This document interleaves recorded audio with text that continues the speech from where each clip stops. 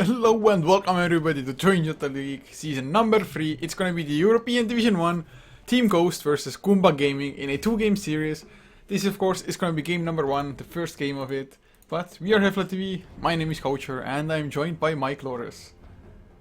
Hey, how's everyone doing today? Casting from a slightly different setup, so some things may sound a little bit differently, but hopefully everything should sound okay. Yeah, it sounds fine to me at least. All right, well, that's good to know. It looks like Goomba, they're actually bringing in some pretty heavy artillery. We have Pass standing in for them. Yeah, it's possibly, I mean, definitely one of the top 5 German players out there, I guess, or just as far as how well known he is. Yeah, he's definitely a big name at the very least, so getting a little bit of star power in your game always helps. And, well, the bands are through for the first round, and they're going to blast through the first set of picks. Faceless Void, Skywrath Mage, Razor, maybe? Yeah, it would make sense. Razor is pretty damn good against Faceless Void with both the static link as well as just having the Eye of the Storm, even being able to damage while chronoed, and you were spot on with that prediction. And now Team Ghost, do they go for some combo with the Faceless Void straight up, picking something up like an Ancient Apparition, or nope, just the most casual of supports, the Shadow Shaman?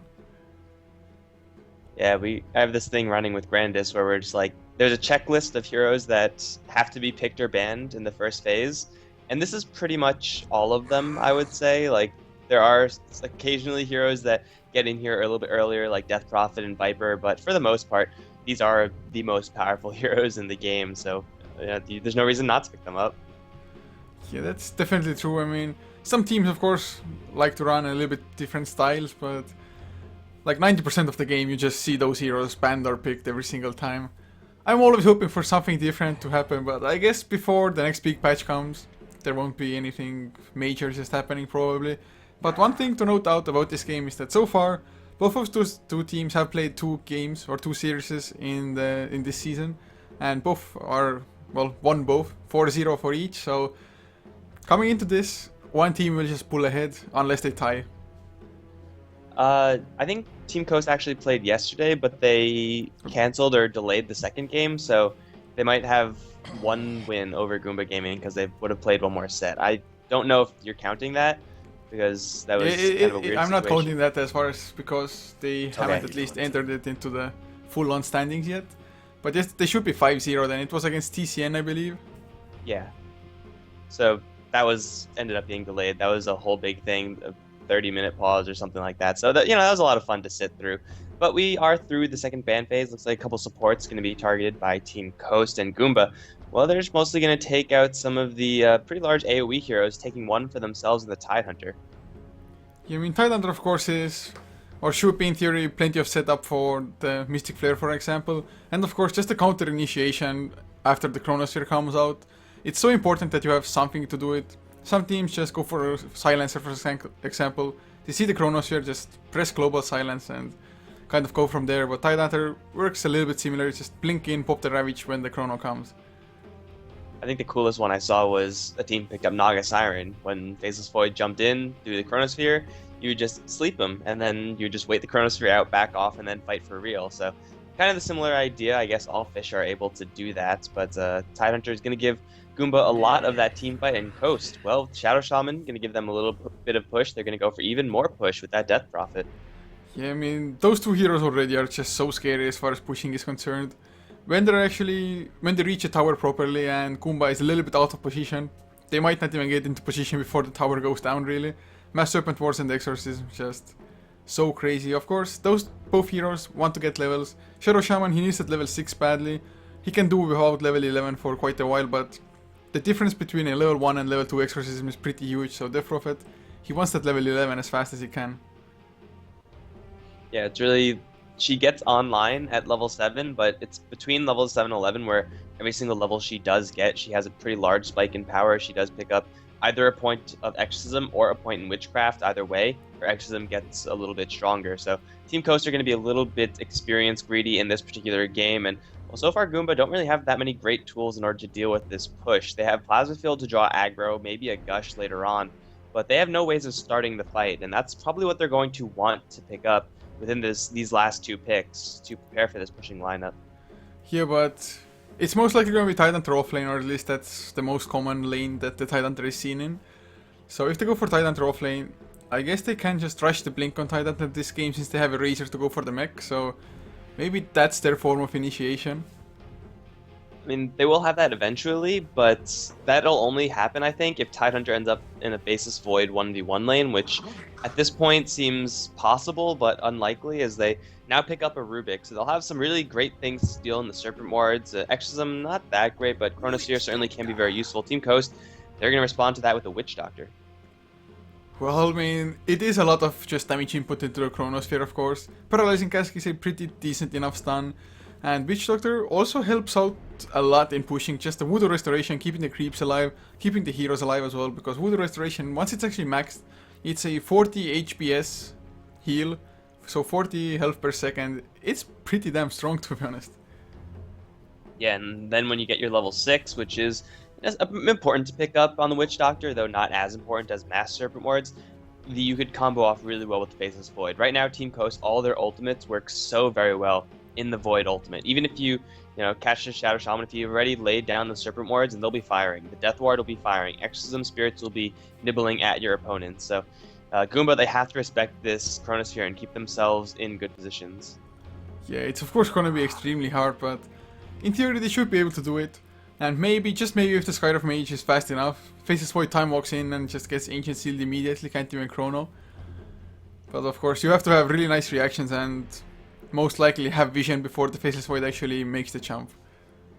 Yeah, that is possible, but it is very difficult, because if the Faceless Void comes out on a bad angle where you don't have vision, then you're screwed. Like, Rubik can technically do the same thing with the telekinesis, though, again, he has to see it coming, so if Team Coast played their team fight smart, then as of right now, I see almost no way they're going to lose it outside of a 5-man Ravage with Razor sitting in the middle of everything. If that does happen, Team Coast could very easily get cleaned up because they're not the tankiest heroes in the game. But their team fight and pushing is pretty vicious right now. And Goomba, I don't know, their lineup kind of feels just too middle of the road for this game, as they do pick up an Elder Titan. Wow, so I mean, this Elder Titan, definitely a hero you don't see all that often. Usually it's comboed up with something like an Ember Spirit, just have the Astral Spirit provide a natural order buff. But at the moment, it can still be useful, of course. Especially in combination with the Mystic Flare, you can blow somebody up. But I'm not too sure how well this Elder Titan will actually, or how much impact it will have. It is decent enough for counter pushing at least. In Goomba, they have an Elder Titan, Tidehunter. Both of these heroes usually seen on the off lane. What do you think this core situation is going to be like for Goomba? Like, where are these heroes going to be going in lane? Wow. It's actually hard to say at the moment. I have Tidehunter can be used as a tri-lane hero, I guess, and so can Elder Titan. I do believe it might be just Razor mid against Death Prophet, Elder Titan farming up safe lane with Rubik Skydive Mage helping out and roaming and Tide off lane. I don't know. I mean, it could be, but there's no great way for Goomba to lane this. I feel like they just got outdrafted in this game. They just don't have strong lanes. They don't have the counter push that they really need, although the Elder Titan does give them a little bit. I feel like Team Coast just have so much power in their lanes that it's going to be really difficult for them to lose in the early stage. Oh wow, I kind of have to agree, and now with the Viper last pick as well. I mean, Coast, just looking at the lineups, theirs look more standard, to be honest. Plus, having push is always a good thing, just even if you get only the tier 1 towers by like 15 minutes in 20 minutes, it's something that Goomba Gaming might not even get here. Yeah, so they're going to need some levels on their Elder Titan and their Tidehunter and their Razor. And when you have those 3 cores, you kind of can't have the luxury of having all of them at a high level because the supports have to go somewhere. Though Rubik Skywrath Mage is a pretty decent roam combination, Shadow Shaman and Witch Doctor is, I would say, a little bit better. So, yeah, Coast, I would say, have the better roaming, have the better pushing, have slightly better team fight. Goomba just have to get early pickoffs and make use of the amplification given to them by Ancient Seal, as well as the Natural Order Aura from the Elder Titan. I mean, they definitely can just kind of roll themselves. Of course, Coast as well, if they just start the Death Ball, it's gonna be somewhat hard for Goomba to stop it, but the same, if Goomba get off to a early start, Rubik and Skydive Mage, for example, just find kills with every rotation or something, they can definitely just pull out ahead as well.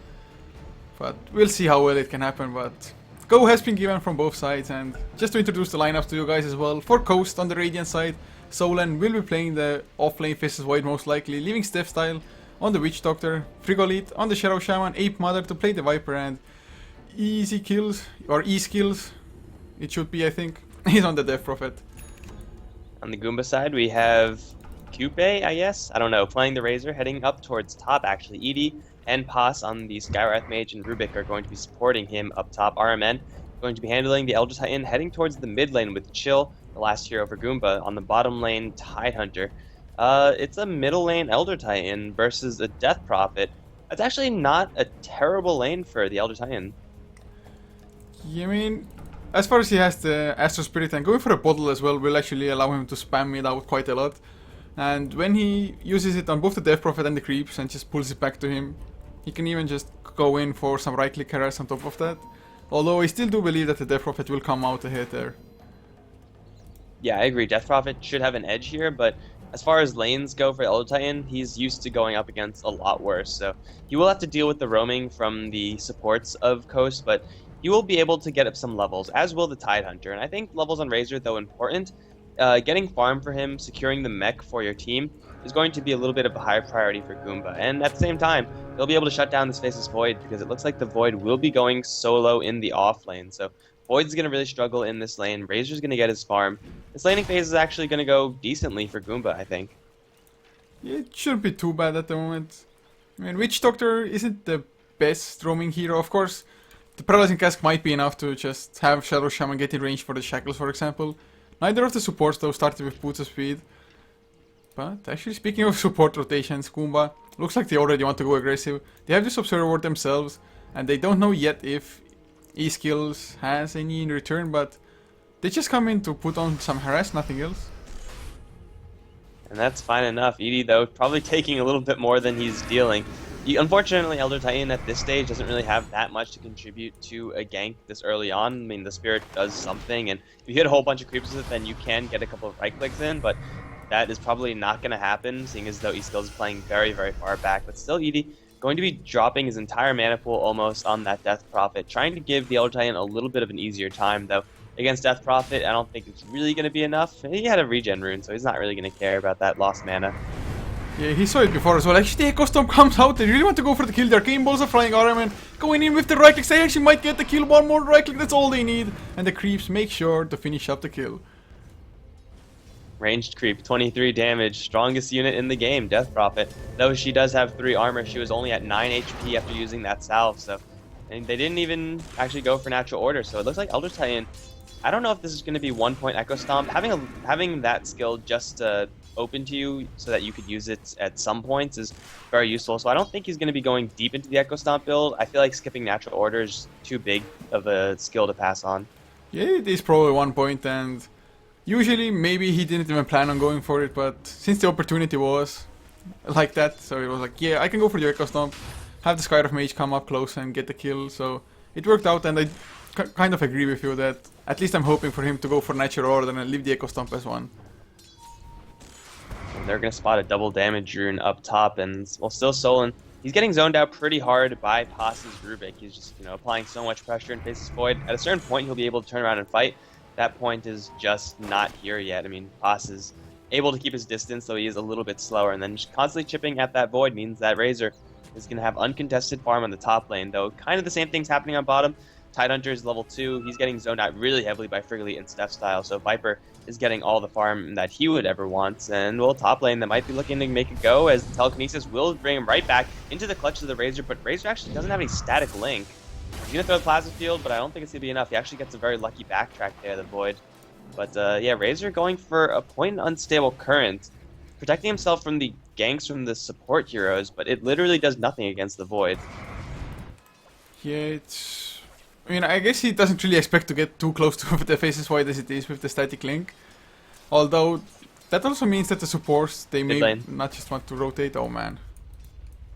That was a double damage rune with Astral Spirit going through an entire creep wave plus the hero.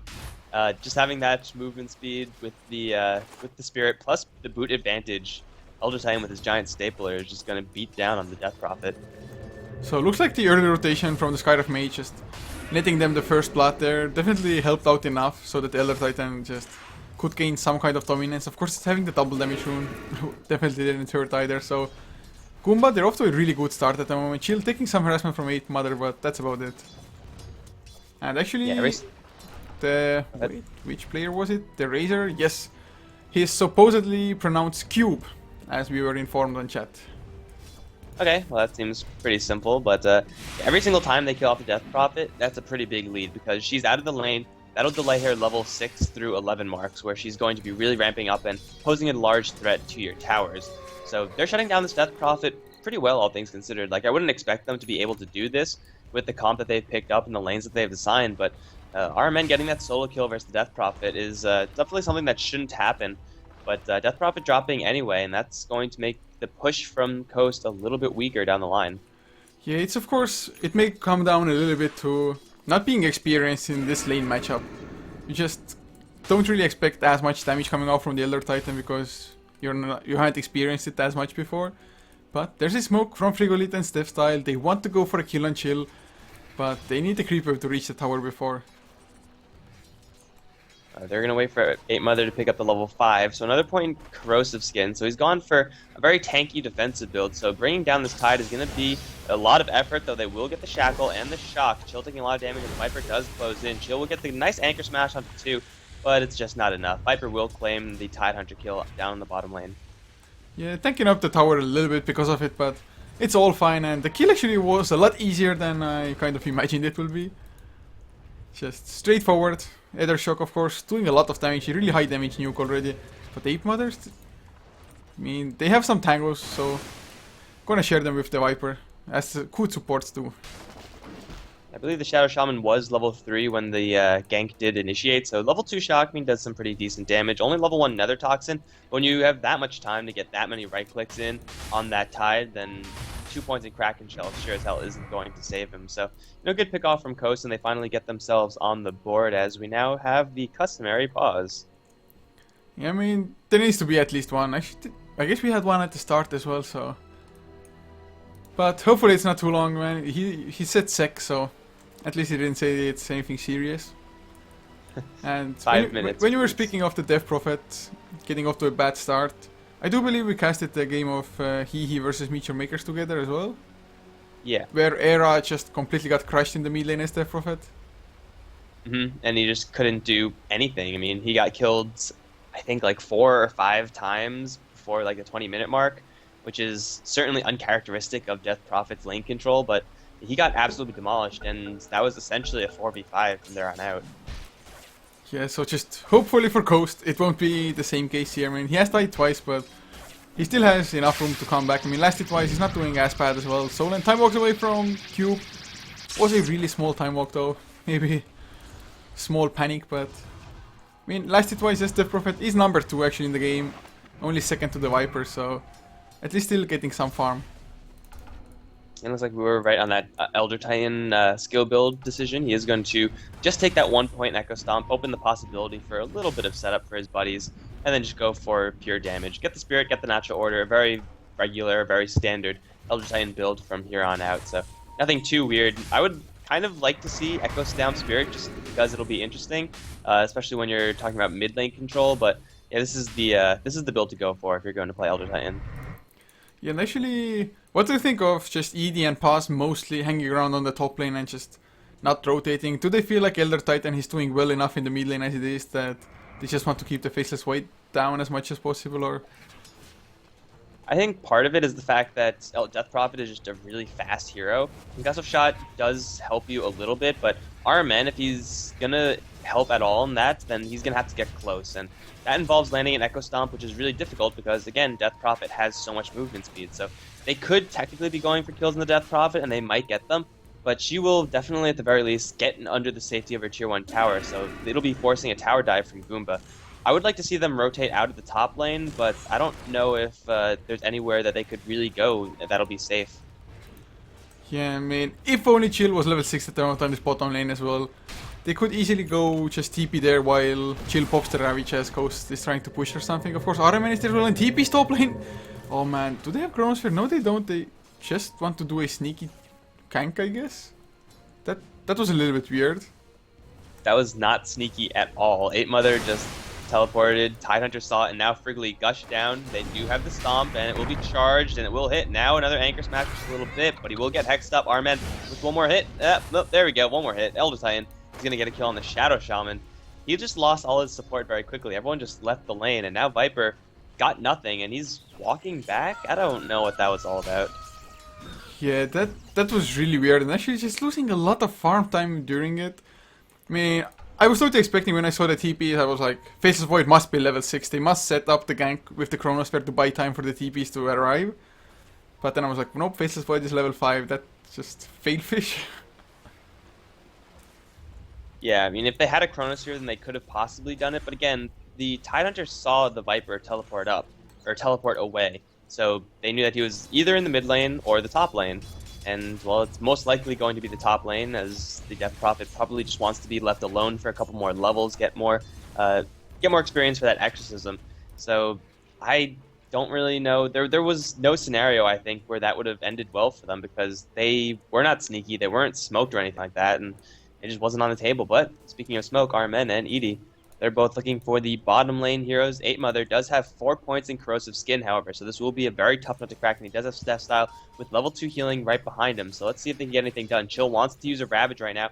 They see Steph Style, but Steph Style sees them. There's the Spirit, plus the concussive shot. Stomp being armed will land on Steph Style. They do have a Ravage and a lot of burst damage. Scarith Mage, he called the Witch Doctor. Here comes Solon for a Chronosphere. Chill though, gonna use the Ravage, and Solon will get caught with the Arcane Bolt as well. He might be brought down. He's gonna time walk away, but he will just barely go down. Now Armen gonna be focused by 8 Mother, but 8 Mother now silenced. Chill is right on his ass as another Spirit does fly out. It's going to spot the fact that the Witch Doctor is returning back into this fight, so I think it's time for Goomba to back up.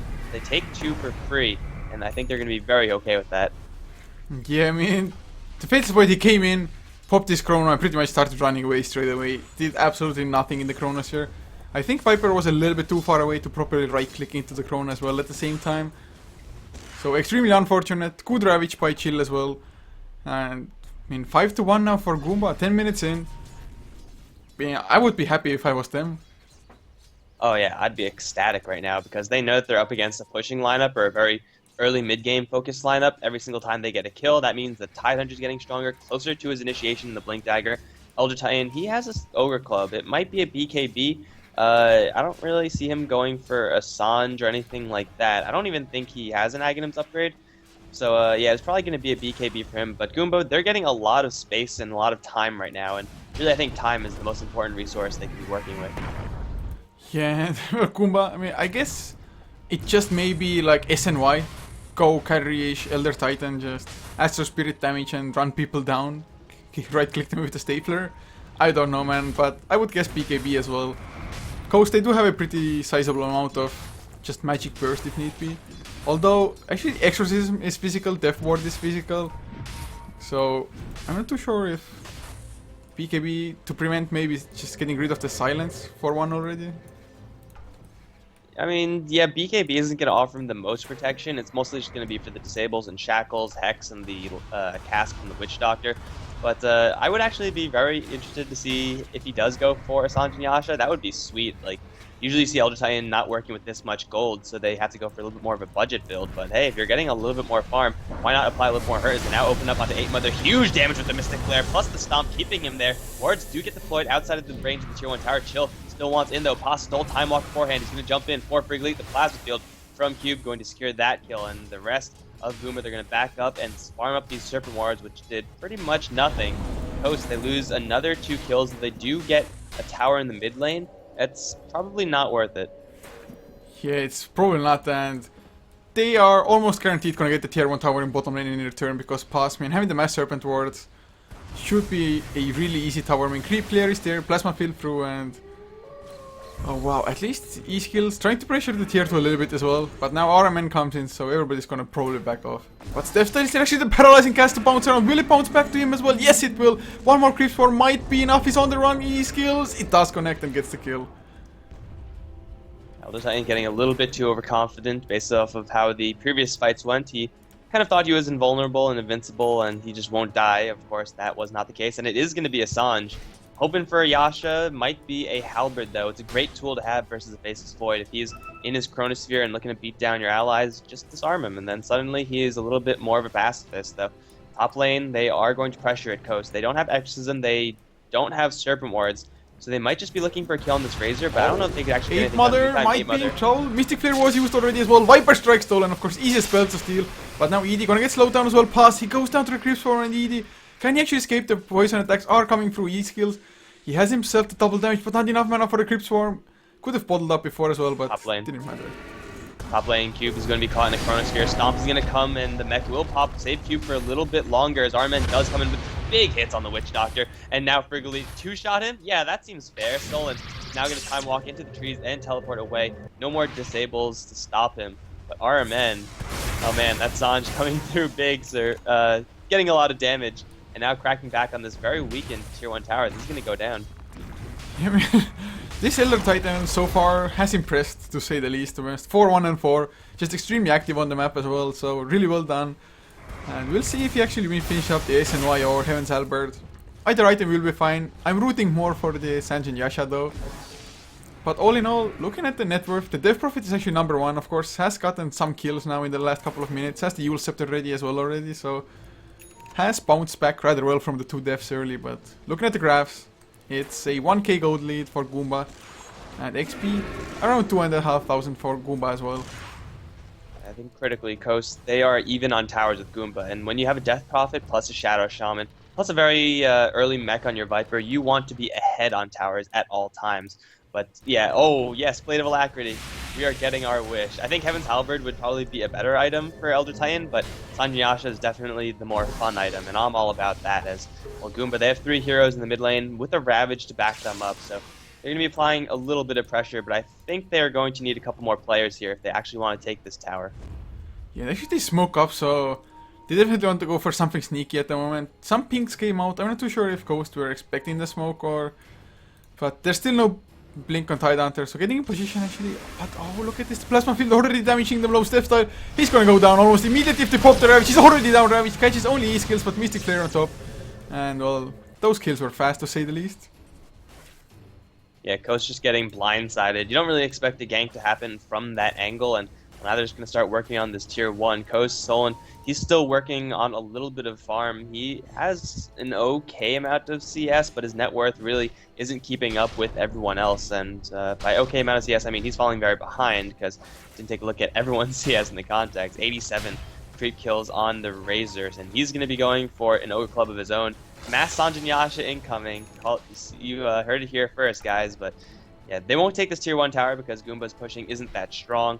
But still, they're getting kills, and again, they're slowing down the push of Coast Gaming. Yeah, it's just looking so good for Goomba at the moment. They definitely have all the momentum in the world, and man, SMY Elder Titan. I just saw a carry-ish kind of Brewmaster, I think it was yesterday. I mean, it was also SNY into a Salkuras Brewmaster, just completely right-clicking everybody to death. So, at least seeing something different, always fun, and man, this Faceless Void. You said he has a pretty decent amount of last hits, but like you said as well, net worth doesn't really reflect that as well. And I have no idea how Coast want to just go about this now. Do they play this patiently and just try to split push with Mass Serpent Wars, or... I think they still have enough power in their heroes. Death Prophet is level 12 with the Yule Scepter, so her pushing is pretty much maxed out for this stage. They're going to fully commit to the top lane, however they have to worry about the Blink Dagger from the Tidehunter. It looks like the Elder Titan Earth Splitter will miss first, so that's a pretty good sign for the Coast side, as the Stomp also misses. 8 Mother is going to hit pretty hard RMN with the giant wall up, is now getting lifted up into the air. Serpent Wards will take down the tower in the meantime, but Goomba, they want to fight this one. Can they get initiation in? They don't have anything. Chills of... Where's the Blink Dagger? Well, they get lifted up to 8 Mother, that's good enough, and now that's a shot from the side as ED does force out the Exorcism from E skills. But it looks like ED actually has a Force Staff. That's a pretty big item at this stage. Armen will get tagged with Viper Strike, however, and he's going to try to hide in the corner. He's not going to survive. Pos will teleport out alive, and Goomba overextending just a little bit too much. Lose their Elder Titan, but all things considered, it could have gone a lot worse. Yeah, it could have, but they didn't even get the deny on the tower as well, and, well, based on just past fights or skirmishes, they felt so confident just running in.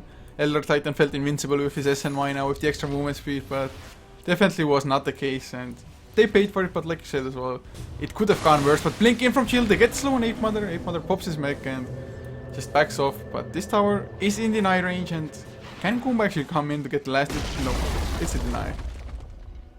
It's a really nice pickup there for Team Coast, and I think every single time they've actually been fighting, like the top lane fight, they've been initiating on the Viper, which isn't a good idea. He is by far, I think, the most tanky hero on the Coast side. He's got 4 points in Corrosive Skin, plus a mech and Strength Tread. So you want to be ignoring the Viper, or at least, you know, taking out the Death Prophet first. If you could lock her down with the stun and kill her off, then you're going to be saving yourself a lot of stress later on. But also in that top fight, Tidehunter didn't have his Blink Dagger. He had it purchased, but it was either in the stash or on the courier, but for whatever reason, it wasn't with him. So Goomba, I think that top lane fiasco probably won't happen again because they just had a little bit of mistiming on their part. Yeah, I mean, at the moment, it does look like both teams have slowed it down just a little bit. Coast, of course, if they really want to, they can just force the issue by going for a push, for example, but Solan, they will find shield, but that's not a good target. They pop the Chronosphere, but will it be enough? Even the Death Ward is deployed there with pass. He stole the Chronosphere, stops this, Steph Style's ultimate and shield. He has the Ravage, will he use it though? Solan now, his time walking away, and Steph Style, I think he's gonna get chased down, slowed down by the concussive shot, and RMN, he's coming and he's angry. I don't know if he got the MAME there, but I don't really think it mattered, because when you have that Spirit movement speed plus the Yasha movement speed, you're running pretty quick and you're hitting pretty hard. It's not really the most reliable way of playing Elder Titan because later on you'll just get killed because you're kind of tanky, but you're not able to run in safely and do stuff like that all the time. Plus it is a pretty high setup cost, that Astral Spirit. But if in 1v1 engagements like that or in small skirmishes, then you do a lot of damage and you do it really quickly. So they're going to be happy with that as they now extend their lead 5-12.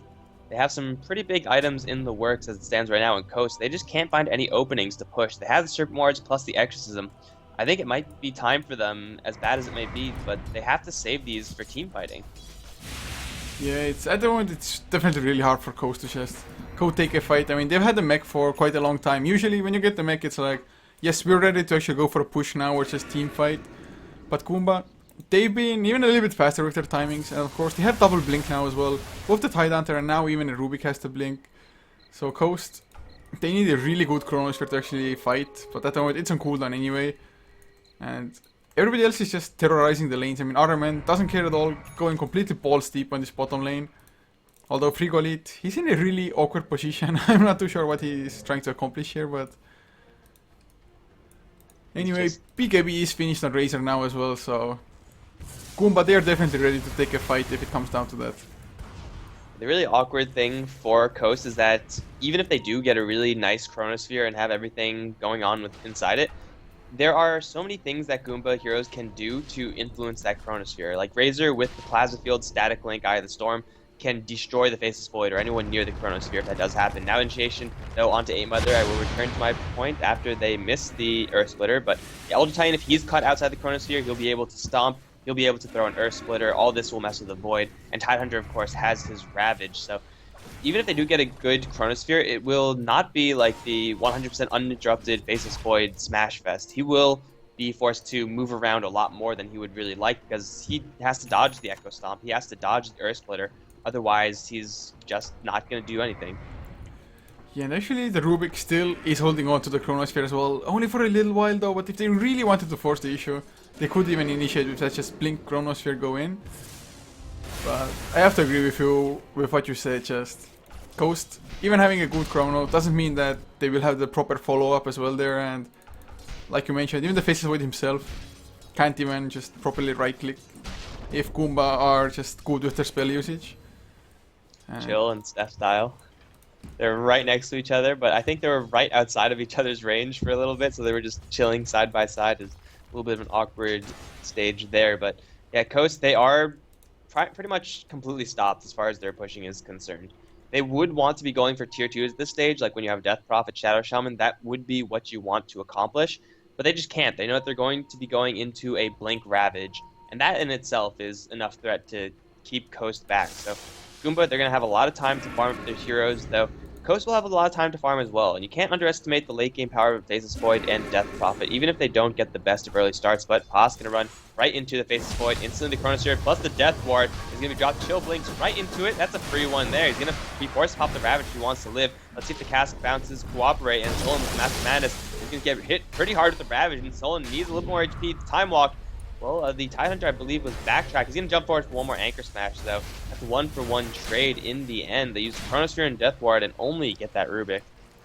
Yeah, it's... I mean, they felt like a Tidehunter. They can go for a kill as well, but he has 2 points into Kraken Shell. Actually, not the most. Usually it gets maxed out and then go for Gush, but he's gone for a hybrid kind of skill build, but still, Tidehunter, he's just such a tanky hero, but E-skills, yes, his exorcism activated. They want to defend the tower, but can they actually catch up to anybody? You'll Scepter onto the Razor. Of course, you get Purge immediately as you do so. Ape Hunter is there as well. Viper Strike, maybe. No, he's holding on to it for the time being. So, they don't want to go over aggressive. Earth Splitter is there, but Cube, he turns it around. PKB activated. Not enough mana for the Eye of the Storm, though. And that's a wasted PKB charge. Going for the TP out now. He's going to be successful, but that PKB 10 second just gone for nothing.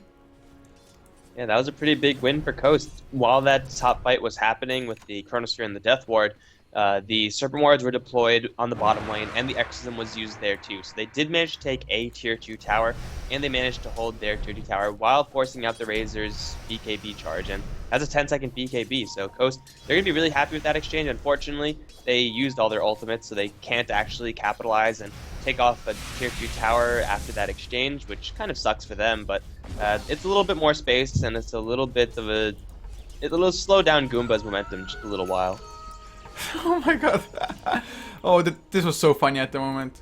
Mid lane, the Witch Doctor came in to just throw a Paralyzing Cask onto the creeps. It actually bounced to the Rubik, who blinked away, but he blinked next to the Skyref Mage, so it bounced like 2 to 3 times between the Rubik and the Skyref Mage.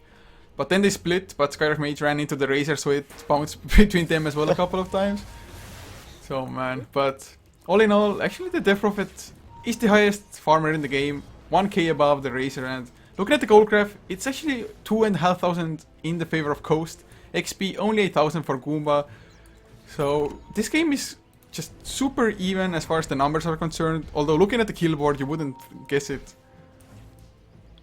Yeah, this even state kind of actually at this point benefits Coast. Like we were talking before that they have a pushing lineup, and that's probably what they're going to be focusing on. I think we were correct in saying that, but as it stands right now, they're kind of switching gears.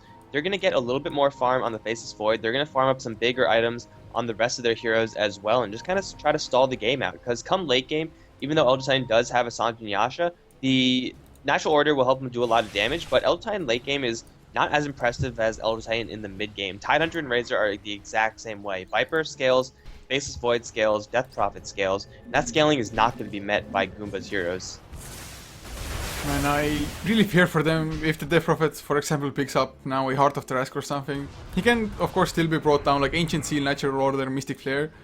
But look at the Skyref Mage. He has picked up a point booster. Is he really going for the Aghanims? I want to believe it's an Aghanims. I have never seen Aghanims used well in Skywrath Mage.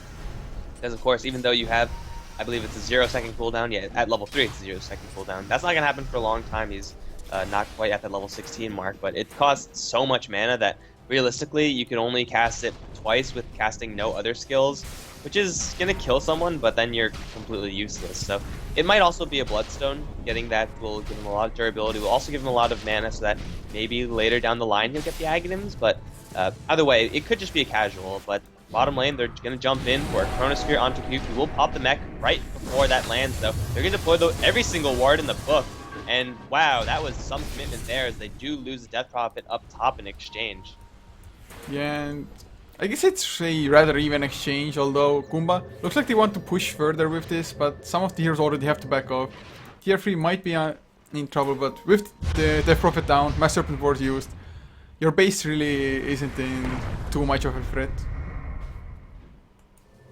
Maybe if they didn't lose Death Prophet, then they have to worry about some tier 2s, but getting that pick off at the exact same time, looks like they actually did use a Ravage for that.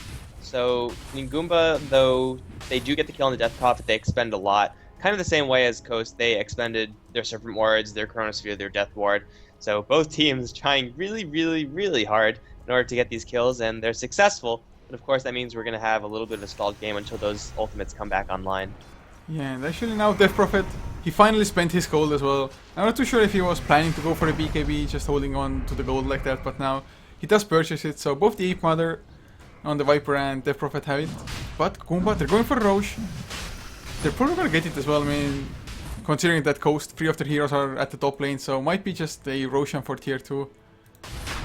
They do have that maxed out Gush, so -5 armor is certainly going to help, but Razor's not there to contribute his damage, and well, they're getting worked pretty hard by Roshan. In the meantime, their top lane is in a little bit of danger, but Death Prophet is in the mid lane with Solon, so I don't know if Coast are going to get anything for this. They might get tier 2 tier 2 towers if they're super lucky, but this Roshan, it's dropping slowly but steadily. Coast, they're going to focus their attention up on top and mid, actually. They're going to go for everything. A little bit greedy, perhaps. Fortification will slow them down. Exorcism will bring down the mid tier 2 tower, though Haas is in the area with the Blink Dagger. He will lose that mid tower, and top lane, yeah, they're going to lose too. Razor gets the Aegis, but at the expense of 2 tier 2 towers, I don't really know if that's worth it. Yeah, I actually don't think it is. Just losing all the map control, suddenly you don't have a single outer tower left anymore. And Coast, I mean, yes, it's always bad to fight into an Aegis, but it's definitely not the worst case scenario. If they really wanted to, they could probably even delay it out another 6 minutes, wait for the Aegis to expire. Of course, Goomba will be getting some extra items as well. For example, Cube, working on his Aghanim Scepter, only needs another 900 gold, and Elder Titan needs about 2000 gold, or 1.2k gold, no, 2000 gold, yes, for finishing up the AC, the Salkuras. So... Salkuras, yeah. Go ahead. Alright, well, the Assault Cuirass is going to be huge for them. I mean, they already have the Gush for minus armor, but they have physical in the Anchor Smash, physical in the Razor, Eye of the Storm, which will soon be Aghanimed, and of course, Elder Titan with the Natural Order, reducing everyone's armor even further. So, Coast, they're going to be even more vulnerable than they already are, and Goomba, they actually have a really nice timing here, where the Exorcism is down, as is the Serpent Wards, but they're actually not making a serious push for this, even though they do have an Aegis. I think it's a little bit of a wasted opportunity for them. If they just grouped up mid, they could force a fight and win it, because the Death Prophet ultimate and the Shadow Shaman ultimate are not available. Yeah, I guess they just don't want to take any risk at the moment, although I kind of have to agree with you there, and to be honest, it might also be that they feel that they're in a little bit of a better position than they actually are, because Coast, they are farming more efficiently and faster actually on most of their heroes. So Goomba, just having a kill lead like this, maybe not checking the items properly, not doing the calculations, feel like they are further ahead than they actually are, so feeling safe enough to just farm for the next set of items before forcing an issue. Yeah, and that's really dangerous. Like, being behind is bad, but being behind while thinking you're ahead is even worse, because you're not trying to take risks and look for these openings. However, Solon is very, very open. He's going to get lifted up into the air after getting the aura applied to him, and then he's going to get absolutely destroyed up on top. Yeah, that's a really dead basis Void, and Goomba, they're going to try to make something happen off of this, maybe try to make a tier 2 tower push. They didn't invest actually any big skills in killing off that Void, and Void's down for another 50 seconds. The split push from 8 Mother is going to try to delay this, but I don't think there's going to be any way that they could delay this push. They have to either fight or sack it. You mean, tier 2, I mean, it wouldn't be the worst case if you just completely sack the Fate, so it has the buyback. I'm not too sure if he actually wants to pop it for this, especially fighting into an Aegis. But some of the heroes are gathering E-skills, he's deeping in as well, so I guess they actually do want to defend. Aghanim Scepter though is there on Razor, activates the Eye of the Storm as well, and now Glyph comes out 8 Mother, he's in the thick of things, but he's taking so much damage already, getting thrown up in the air by the telekinesis, and bye bye Viper. He held the BKB. Why would you hold a BKB there when you see the Elder Titan arming his stomp? It makes no sense. Like, you know you're going to be destroyed as Tidehunter does jump forward, finds no one, but Viper, poor positioning, poor item usage, he didn't get anything off, he just got levitated immediately. That's going to give Goomba a really nice fight there, and they take a free tier 2 tower. Using the first Aghanimed Eye of the Storm for a tower is always very nice. They still have to worry about this late game from Coast, but if they continue to make plays like that, then they're going to be just fine. Yeah, I mean, at the moment, just in theory, they got 2 kills as well as a tier 2 tower for pretty much nothing. I mean, Eye of the Storm, rather low cooldown, nothing to really worry about. Death Prophet though still has 4.6k gold and soul, and he time walks in. They want to go for Shield Tidehunter. He's a really tanky hero, but the Death Ward is there. Mystic Flare as well. Soul dodges it, of course, so 2 ultimates for a kill, but Death Ward isn't as long as a cooldown, and even Chronosphere still 88 seconds, not the worst. Once again, unfortunately, Death Prophet isn't in the mid lane. If Death Prophet was here with a Tidehunter down for 40 seconds, they could at the very least force a buyback in attempting to go for a high ground push. They could slide up to the top lane and do that, but it'll be, of course, a little bit slower since the creep wave isn't as far along. But I think now it's about time to try to force high ground. And if the Tidehunter buys back, then so be it. You back off and you're happy with that. Yeah, and actually, the Tidehunter and the Skyrift Mage at the moment are the only ones having buyback. RMN, not the Elder Titan, finished up the AC, so doesn't have gold for a buyback anymore.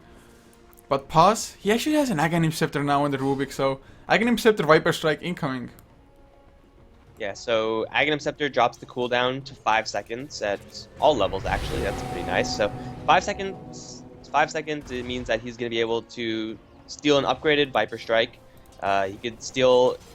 I don't know if you lose Exorcism if you cast it as Rubik and then steal something else. But he'll have an Aghanim Death Ward if he does find that, Aghanim Serpent Wards, Aghanim's Chronosphere. These are all really big skills to have because, I mean, these heroes usually do buy Aghanims or occasionally buy Aghanims whenever they get the gold for it. Yeah, just overall Aghanims for Rubik himself.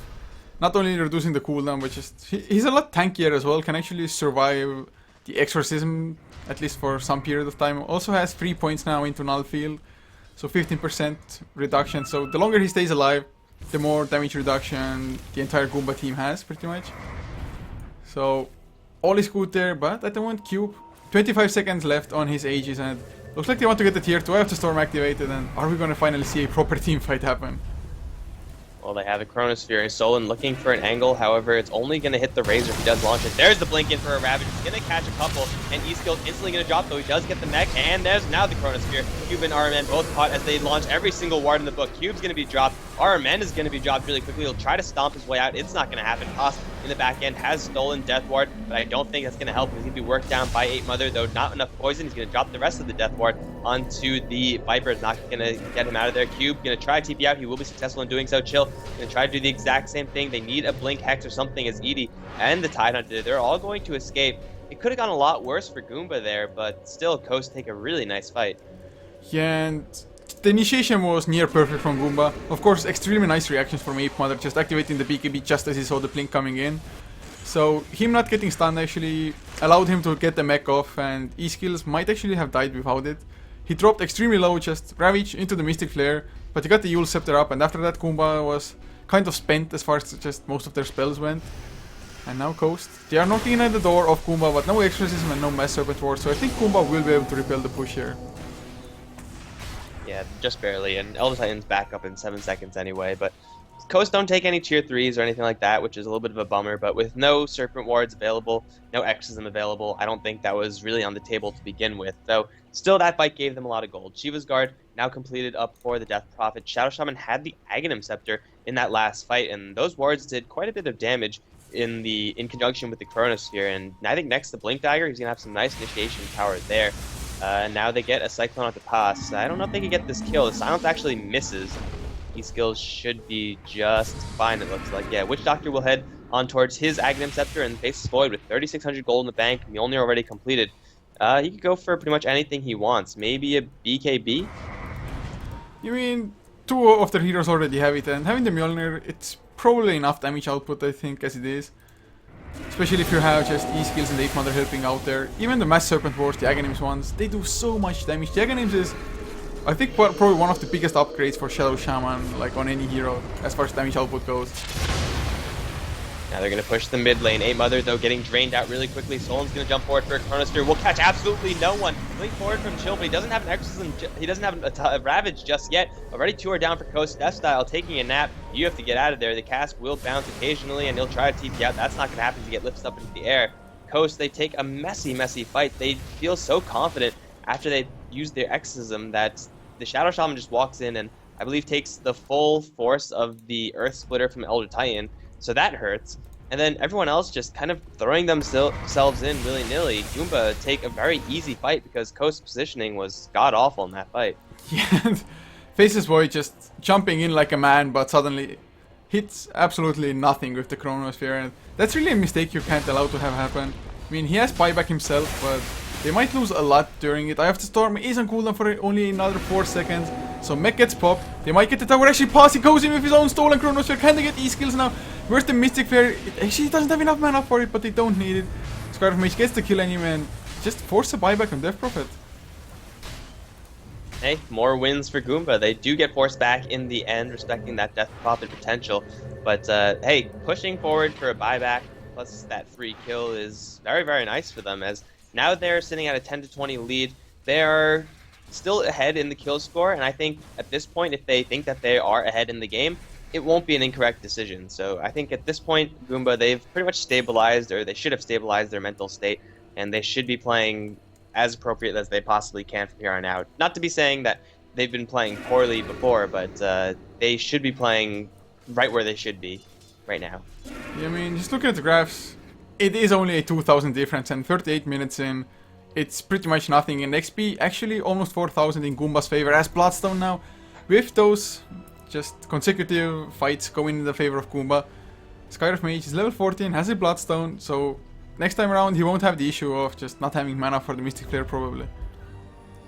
Yeah, lots of mana, lots of durability for that Skywrath Mage. Also, the Tidehunter is very, very close to a Refresher Orb. He's only 500 gold away from that. Double Ravage really, really hurts, and when you have a Double Ravage that's amplified by Natural Order and by the Arcane Seal, then it hurts even more. So Goomba, they're going to make a push down on the bottom lane. Coast, they have to find some sort of response to this. E-Skills is not in the mid lane to try to force them back, and he's just going to, well, have the Kiilstofte forced out of him, not a big deal. But RMN, with the Stapler, is just going to go to town in that tower. Sanjin Yasha, Salt Caress, a lot of damage, but in the meantime, middle lane, Serpent Wards have been deployed. These are Aghanim wards as well, so this tower taking quite a bit of damage, and I think it will go down here. It might be denied, no, it will be destroyed. A tier 3 tower, though, isn't that much to write home about, so they get a tower in exchange for a tower, so it's a favorable trade for Coast, but in the end, nothing too huge. Yeah, I mean, it's a decent enough trade, I guess, tier 2 for tier 3. Yes, in theory, Coast got the better of it, but just losing the tier 2 bottom lane, that was their fastest access to Roche for Coast. And Goomba, of course, being on the dire side, they should be able to just easily get Roshan now. They have the Gush, they have the AC for extra minus armor, so it's probably not even going to take them too long. And the Elder Titan now has picked up another Ogre Club, so most likely the BKB in the making for him now. And Roshan is back up. Let's see if Goomba wanted to just go straight in for that one.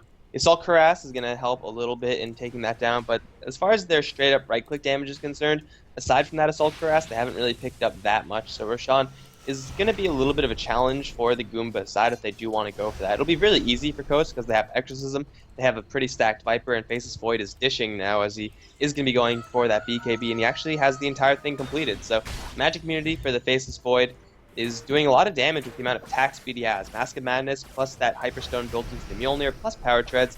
If he gets a lot of bashes, he could essentially lock one person completely out of the fight after dropping that Chronosphere. Oh wow, I'm just looking at the item progression coming out from Goomba all of a sudden. Faceless Void actually finishes his own BKB at the moment, but Cube, he has himself a Refresher, or pretty much if he wants to finish it up. I do believe he wants to save for buyback. The same is the case for the Tidehunter. He also can buy up the Refresher, he has enough gold for it. So if they just farm up a little bit more to make sure that they have buyback on top of the Refresher, double Refresher, even if there are BKBs on Coast, I mean, Tidehunter should be able to just stay alive for long enough to wait out the BKBs, at least on some certain heroes, and then just pop the secondary Ravage.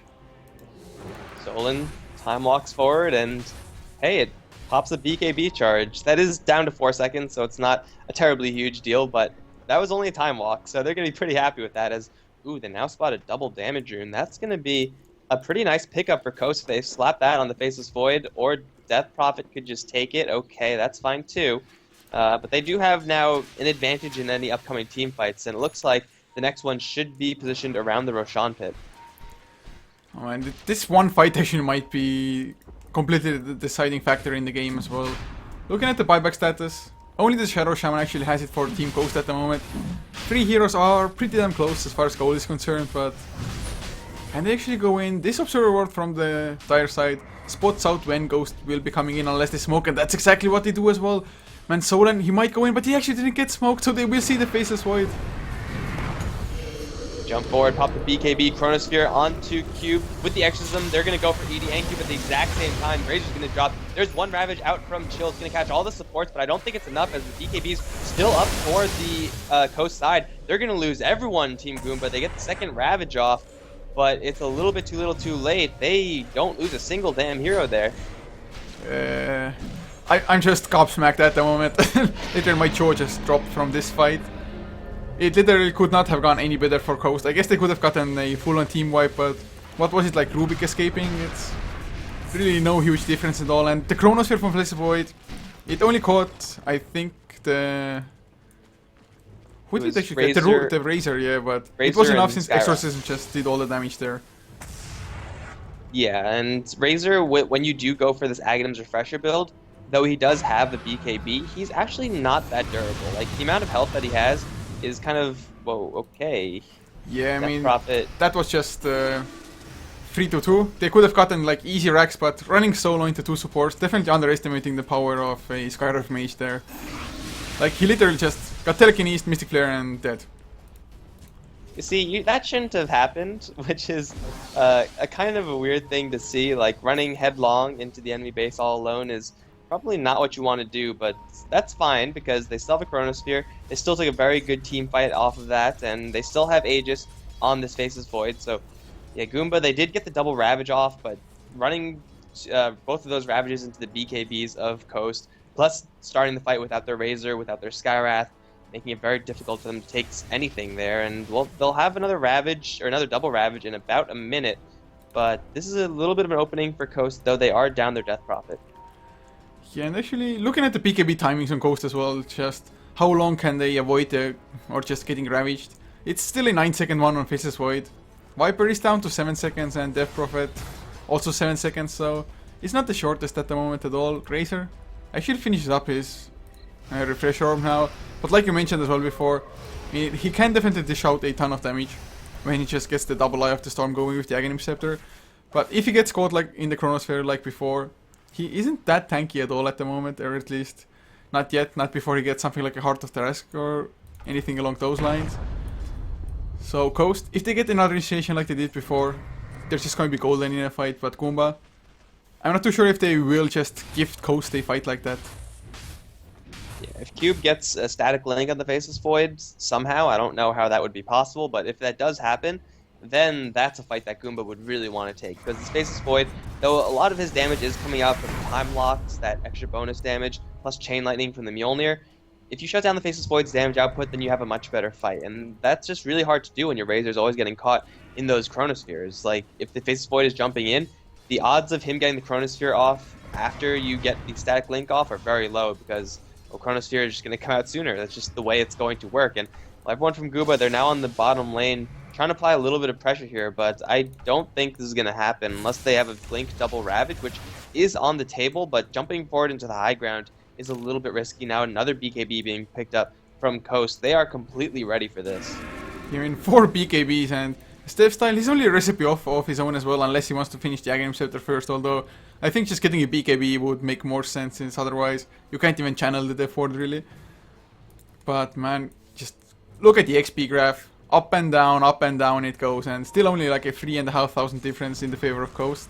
Gold also still 5k, only 45 minutes in, so it's anybody's game.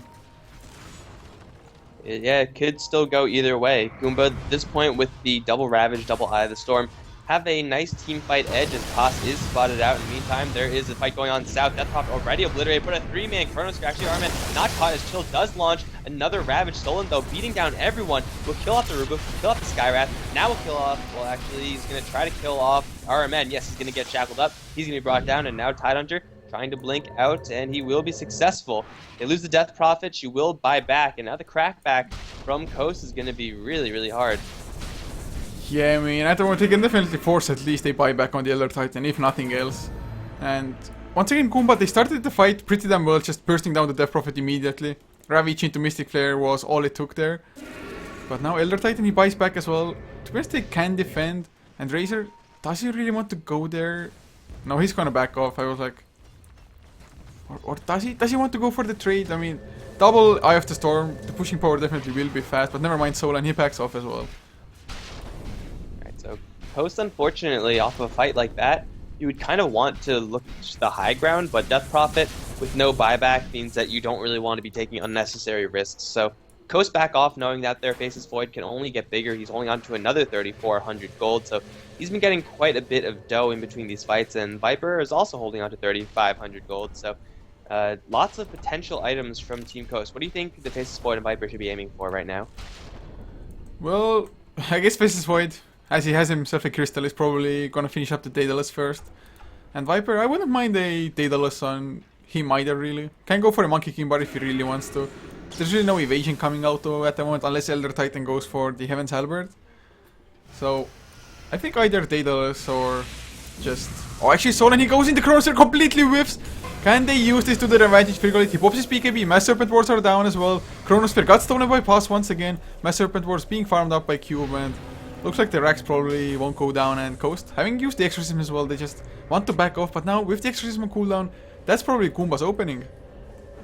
Yeah, this Faceless Void is really trigger happy. I think he almost got someone, but they blinked out. Like that was just on the side of my screen, so I didn't get a real good look at that. But with no Exorcism, this is Goomba's time to shine. They have the double Ravage. No, they don't. They have it in 20 seconds, so by the time they need it, they'll have it. They'll have double Ravage. They'll have double Eye of the Storm. They're ready to go. And Coast, they don't have Serpent Wards. They don't have Exorcism. They might have just given away their mid-Raxes here. Yeah, it's going to be extremely hard to defend without having the Chronosphere actually. It's going to come up full in 30 seconds, man. It's not going to be soon enough. Same for the Exorcism. No Mass Serpent Wards. Just pretty much all of their teamfight damage is just gone at the moment. And of course the teamfight control as well, which Goomba has plenty of. But Aghanim Shifter is finished on Witch Doctor if he can just channel it somehow.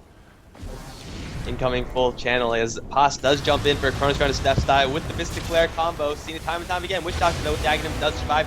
Not going to survive the Earth Splitter. Now everyone else is going to start focusing on these Raxes. There's a jump in from the Faceless Void, pop the BKB, and a Chronosphere onto 2, but he's taking so much damage, the Ice Storm is going to destroy him. He skills on the outer end, throwing a couple of Crypt Storms and whatnot, but that's not going to be enough. There's another Ravage now, going to be hit on absolutely no one, but that's okay, because they're just cleaning everyone up. Chill's still alive, the Eye of the Storm, double Eye of the Storm, it's still working away at the Raxes.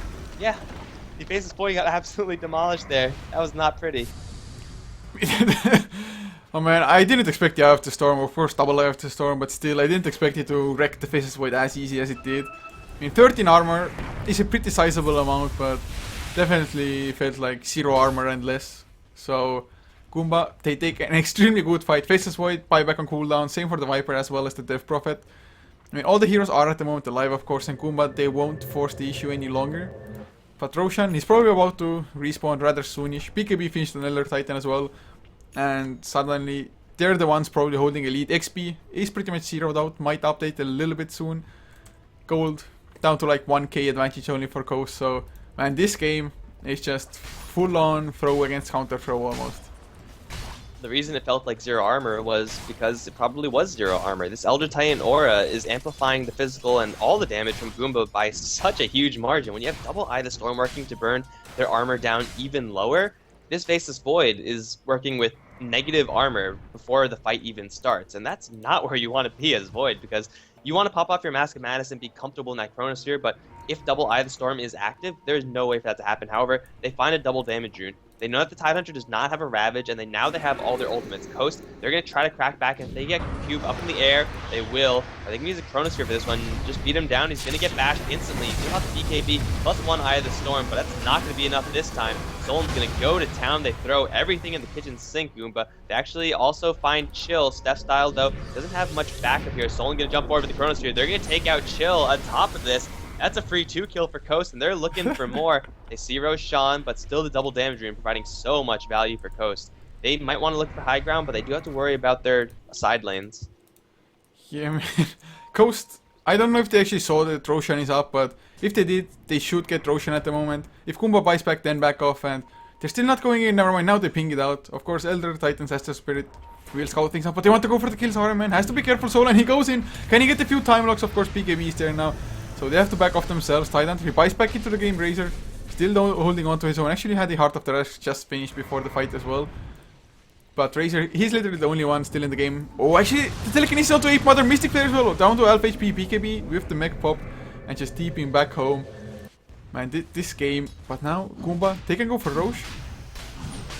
Yeah, Goombas are just the Goomba team is just getting the upper hand as far as the timings are concerned. Like I don't know how calculated this is, but the way it's working out is that when Coast crack back, they can't get enough done because Goomba, they're stalling them for just a little bit, and they're having just enough time for their big heroes to respawn. And Coast, they crack back and use a couple spells, they can't get anything done. And then Goomba, they're just waiting for their big ultimates to cool down, and they are all cooled down. Refresh Orb is available for Tide, so double Ravage, and of course the Razor does have his Refresher Orb as well, and now an Aegis for the Tide Hunter. This fight could be pretty good for Goomba, but it won't be as good as last because Death Prophet has her ultimate, as does the Faceless Void, as does the Shadow Shaman. So this is going to be a challenging fight for Goomba. Even though they do take a set of Raxes, 52 minutes into the game, it's not really going to matter that much. Yeah, and well, at least they get the cheese as well. It is on the Rubik, and I have to say that Pass, he's been playing rather well, just managing to steal ultimates, mostly the Chronosphere, so damn often. Even got the Death Ward from the last fight, so still has it to his disposal. And man, this game just all kinds of crazy at the moment. Elder Titan, of course, you were speaking about it like, I don't know, 20-25 minutes in or something like that, that Goomba, they will at some point, in theory, just start falling off. I mean, Elder Titan definitely not the heaviest of late game carries. So, Coast, if they just got some more items, but now, with the last Lost fights, them having to buy back as well before on all of the core heroes, they're not getting the next set of items, not yet. I mean, they're still a Crystallis and Soul and doesn't want to finish up the Daedalus to save for the next buyback, which is still a minute and a half away. So do you think actually he should go just all in, invest for the item now? Oh yeah, I mean, you can't buy back, and the fight is probably going to happen. I would consider buying like a recipe or something like that, because it probably won't make a difference one way or another, than have the courier stationed near that secret shop, but yeah, they're just going to be sieged right now, so I think holding on to the gold now is a little bit of a better decision, as RMN going to start opening onto this tower. We'll have the fortification forced out. Wow, a Blink Dagger from Faceless Void. Okay, he won't have buyback, but yeah, he can now get in for that Chronosphere, but there's the Eye of the Storm already working down Stolen. Can they bring down Razor fast enough? There's another Chronosphere, though, stolen by Pos. Will catch Chill, so that means no Ravage. Goomba are going to lose too, but they do get the Faceless Void. Wrigley's going to drop everything he has before it goes down, but now the respawn from Chill as A-Mother's in the back end, trying to focus down Pos. Now going to get thrown towards RMN. The Serpent Wards, though, providing that extra coverage, and Coast, they are still very much so alive. Death Prophet does slip away. Their mid lane, they have to tend to that in just a little bit. But ultimately, Pos, he said he had some really great steals. Another Chronosphere steal is great, but they essentially gave the Coast side a free Aegis on the Tidehunter, and they couldn't get the Ravage off because of that sphere. Yeah, and overall just getting the Razor as well and focusing him down before he managed to activate the secondary Eye of the Storm, it was a huge deal, because even if he had gotten Chronoed while having double Eye of the Storm on, probably what happened in the mid fight a couple of minutes ago, maybe 10 by now already, I don't even know. But it could have happened again, just double Eye of the Storm, wrecking everybody even though you're Chronoed. But since he only managed to activate the one before Chronosphere came out, they were able to just stand their ground and right-click him down. So, man, Coast, they defend for the time being, but Goomba, I think once Razor is back, they just will try again. Yeah, so I mentioned this right before that fight starts, but Blink Dagger Faceless Voids, what are your thoughts?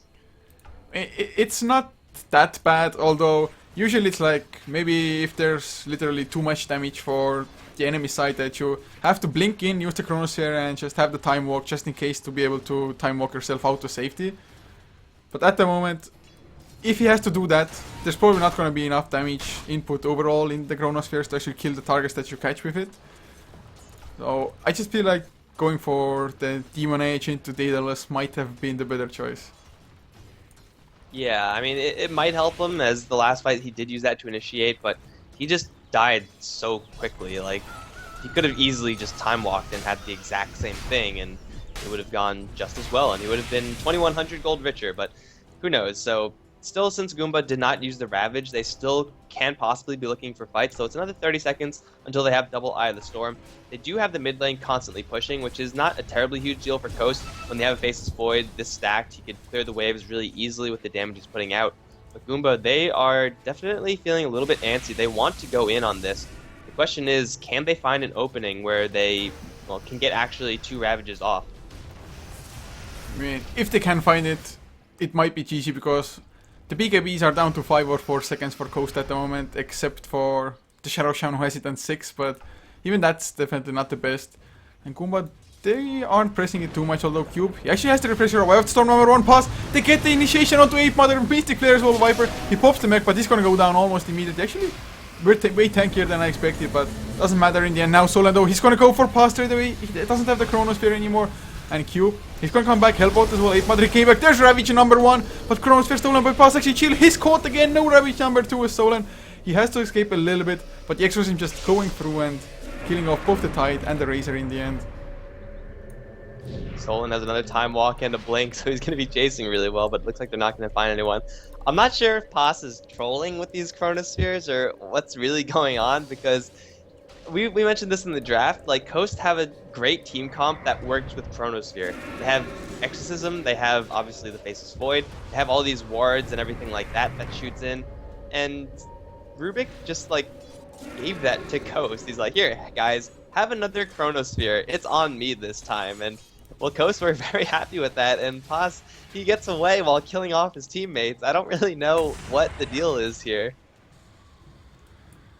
I just can't say. Of course, I think stealing a Chronosphere is... I mean, stealing it might be easier, but putting it to proper use is always going to be a little bit hard, especially since the Faceless Void himself doesn't care about the Chronosphere at all, even if it's coming out from the Rubik.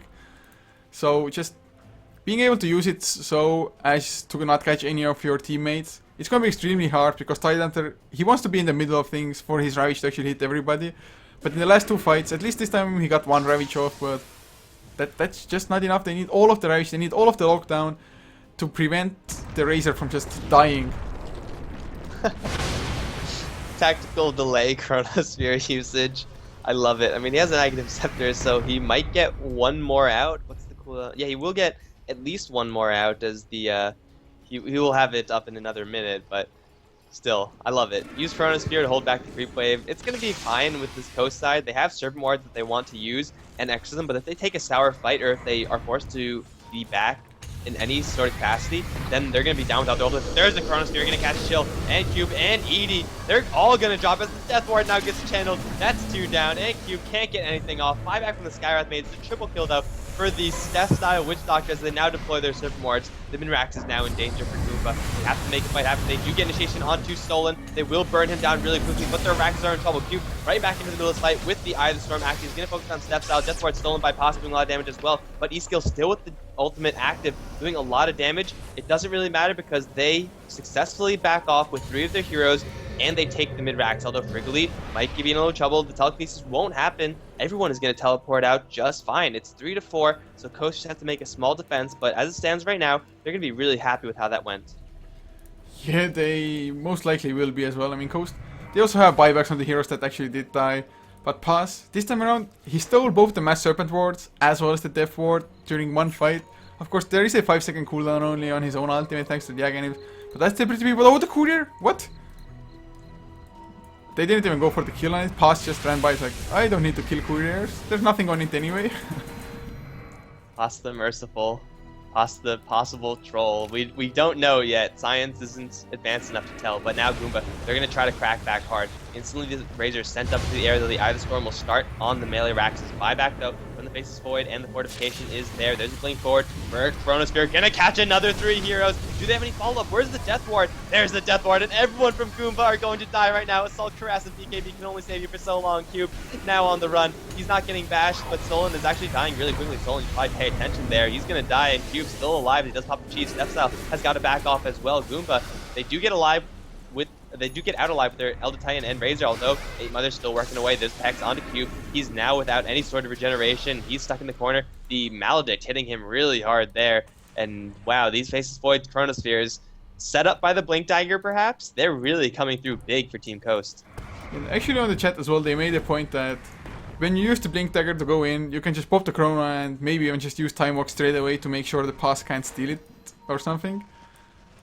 So that might be one option, and well, at least the last 2 to 3 Chronospheres have been absolutely amazing. And not only that, Witch Doctor, even without the BKB, has been able to just almost fully channel his Death Ward in both or 2 of the 3 Chronospheres. So man, their team fights have just been through the roof at the moment. And Goomba, they don't have the buyback on Razor anymore. Is this gonna beat E-Skills? He has the Exorcism. Frigolith is there as well with level 3 Aghanim's Mass Serpent Ward. they're gonna go in immediately, so that's gonna be the secondary set of racks, but unless it's Mega Creeps, this game is not over yet. It might just be Mega Creeps. RMS can pop the BKB and go to town on all those wards, but E-Skills staying very safely behind those wards is going to just go to town on the racks, as even BKBs a little bit out of panic as they do secure the melee racks, and then, wow, will be very responsible and fall back. They could have gone for more, I feel, because the Razor is still down. Though they don't have a Faceless Void, they could have easily taken that fight. Chill does still have double Ravage, and he wants E-Skills. You cannot catch a Death Prophet, though. That's just not going to happen. So they do take the melee, and they should eventually, slowly but surely, take the ranged as well. So Coast now with a Rax advantage. 62 minutes into this game, but still, it's anyone's game. Goomba just need to not get caught out by giant Chronospheres. Yeah, I think the best reason for them backing off at the moment was just, for example, Death Prophet, his BKB was already in cooldown, so like one telekinesis into Mystic Flare, he can still die quite easily. He's now gonna go for a Heart of Terras by the looks of it though, so yeah, actually picks it up and still has another 4.4k in the bank. Man, that guy is just absolutely stacked. But Roshan gonna go down for Goomba, and Coast, they definitely aren't in any position to contest. Razor, he's back to life as well, Boots of Travels, he's gonna come back in immediately. Oh wow, this game is not ending, is it? And Mech sold. Now there's the Aegis on Cube. Cheese gonna be going on the Tidehunter. This next fight, I just think this next fight is gonna be the last one. There's only one buyback on either side. As good as Cheese is on the Tidehunter, you can only eat the cheese if you're not caught in the Chronosphere. So now Cube on the front lines wants to bait the entirety of Coast in because he has the Aegis. I think this is what the Goomba game plan is. Have Cube die with the Aegis and at the same time burn the Chronosphere. So that's the dream fight for Goomba. That's the way that they take the best fight possible. But they have to worry about their top lane. Now jump forward for Chronosphere once again onto 3. Solan's going to go straight down on E. The Chronosphere was stolen by Possible. Can he get a good one? This time he gets a little bit of a better one, perhaps. There's a Ravage now from Chill. Going to rearm and then go for a second Ravage. Solan lifts up into the air. Slowly gets brought down. Doesn't have the survivability to deal with the A-Mother and E-Skills. They're still alive. Bleach travels back in from that Elder Titan. And they do bring out the Razor's Aegis. Now a stomp with the A-Mother and E-Skills, but still those Spirits going to be working away. A-Mother dropping pretty low. Earth Splitter will do a lot of damage if it hits, but it won't. A-Mother stuck in the trees. He's going to go down. E-Skills, he's going to be the last one to go down. The Faceless Void is somehow still alive. No, Death Prophet actually restoring back up to full HP due to the exorcism, but she's all alone. She's going to try to book it, but it's not going to happen. They have a buyback though, Death Prophet and Faceless Void. They have to mount a miraculous defense right here because Goomba, they are pretty damn strong, and Razor has his Heart of Terras taken away, so he will eventually get back up to full HP. Coast, they need a defense right now. Top lane is pushing for them, and actually there's no creep support here, so backdoor protection is going to be a nuisance.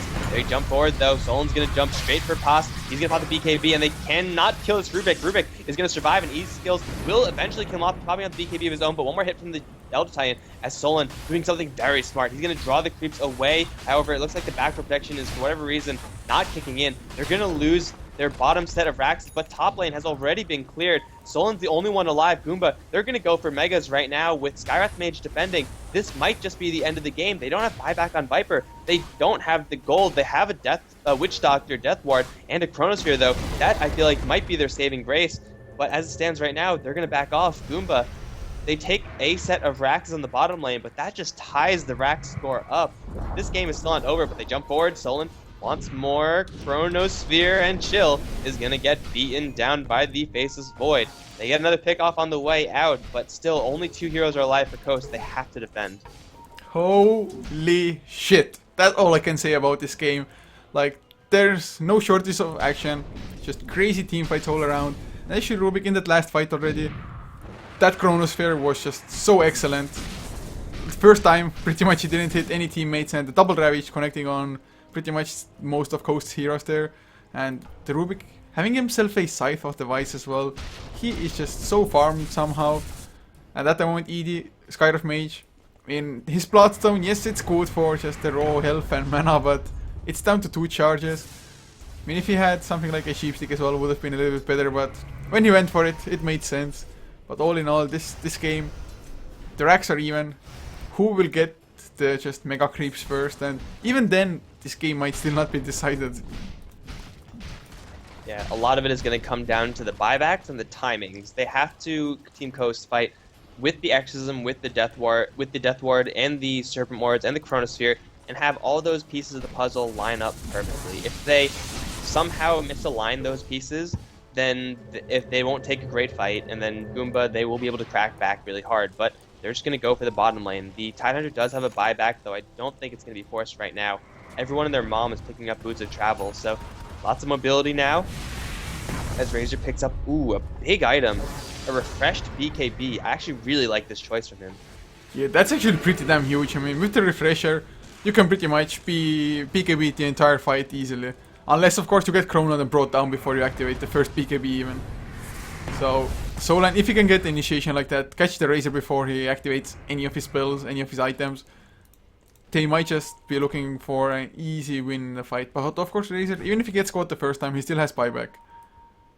As far as positioning is concerned, Coast are currently in the better position. They are in the lane where there are racks down, and that means that mid lane is going to be more or less a standstill, but top lane is going to be pushing in Team Coast's favor. However, this will force a fight out of Goomba. The Tidehunter is smoked up, and he wants to blink Ravage, and will get it off, but Solan is in the BKB. Everyone in the BKB, in fact. Now the Chronosphere onto two. They're going to try to focus down this Razor Surf Wars. Do get deployed, step down the BKB. Will channel a full Death Ward. Going to shred through the entirety of Goomba. The Chronosphere was stolen once again, but I don't think it's going to matter. RMN now going to be bashed up by Solan. Only 8 mothers caught in that sphere. RMN and Chill both very, very weak. There, one is going to go down. Chill in the trees, trying to teleport out. Cube caught the BKB and the Eye of the Storm. He's going to try to escape, but the bashes from Solan is just way too much damage. Pass the last one to live in this fight, as the Tidehunter has already left. And Coast, they line up all the pieces of the puzzle. They're going to go for Mega Creeps. This might be the end of the game.